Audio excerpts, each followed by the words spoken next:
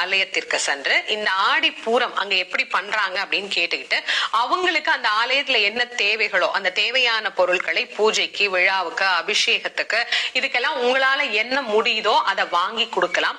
உபவாசமாக இருக்க முடிந்தவர்கள் காலையிலிருந்து மாலை வரைக்கும் உபவாசமாக இருக்கலாம். குறிப்பா இந்த ஆடி பூரத்தன்னைக்கு அம்பிகைக்கு கண்ணாடி வளையல் வாங்கி கொடுக்கறது ரொம்ப விசேஷம். பல ஆலயங்கள்ல நீங்க பாத்தீங்க அப்படின்னா அம்பிகைக்கு வளைகாப்பிட்ட பிறகு அந்த வளையல்களை கர்ப்பமா இருக்கிற பெண்களுக்கும் குழந்தை வேணும் அப்படின்னு பிரார்த்தனை பண்ணி விரதம் இருக்கிற பெண்களுக்கும் பிரசாதமாக கொடுப்பாங்க. குழந்தை இல்லாதவர்கள் இந்த ஆடி பூரத்தன்று அம்பிகைக்கு கண்ணாடி வளையல் ஆலயத்துக்கு வாங்கி கொடுத்து வளைகாப்பிட்டு மகிழலாம். அப்போ உள்ளன்போட அம்பாளை பிரார்த்தனை பண்ணுங்க, அம்மா உனக்கு நாங்கள் வளைகாப்பிட்டு மகிழ்கிறோம், அது போல எங்கள் வீட்லயும் சீக்கிரம் இந்த வளைகாப்பு நடக்கணும் அப்படிங்கறத பிரார்த்தனை பண்ணிக்கிட்டு இந்த வளைகாப்பு அம்பாளுக்கு பண்ணும்போது கண்ணாடி